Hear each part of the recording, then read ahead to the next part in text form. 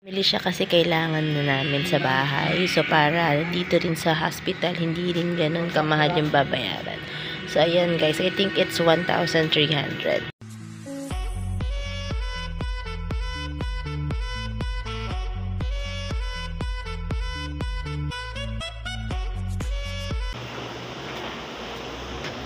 So guys, nandito na ako sa lab ng hospital. Actually, nasa 4th floor yung room ng aking mother.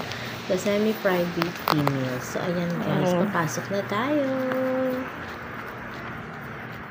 So, ayan guys, nandito tayo ngayon sa hospital. Bantay ako ngayon dito sa aking mother. Because nagkasakit niya siya. So, ayan. Pero okay naman na siya. May mga test na lang kaya tsaka result ng CT scan. So, ayan guys. See you later. Ito nga pala yung mga dextrose ni mama. Actually, yung isa is for yung blue para sa antibiotic. At ito rin, tong oxygen tank, ginamit to kay mama the other day kasi medyo bumaba yung oxygen level niya. So, hindi naman siya yung nahirapang huminga, pero bumaba lang just to make sure kinabitan siya ng oxygen. So, yung isa, yung green na malaki, para yun sa kanyang pampalakas ng resistensya. Namili na rin si ate ng blood glucose meter para ma-check lagi yung sugar ni mama. So, ayan guys, si mama, ayan, medyo okay siya dyan. Okay naman talaga siya guys. Kumbaga, nakakaupo naman siya, nakakapag-cellphone pa nga eh.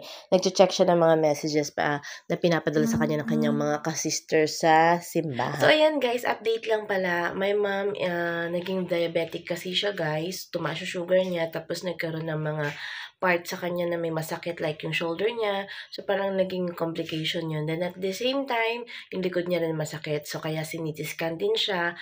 Then, may mga nakitang maliliit na bukol. So, yun guys. So, yung inaantabayanan namin for today. Bali, update ko na lang kayo sa next vlog ko pa kung ano. Then, by Sunday nga, we have to go back. We need to go back to Manila kasi I have work and then si Rain. Pero, ewan ko, bahala na guys kung mag-extend ako kahit hanggang Monday. Diba guys? So, medyo worried lang kasi talaga kami. Pero, as of this moment, okay naman si mama. So, thank God kasi as in, kumakain naman siya na maayos.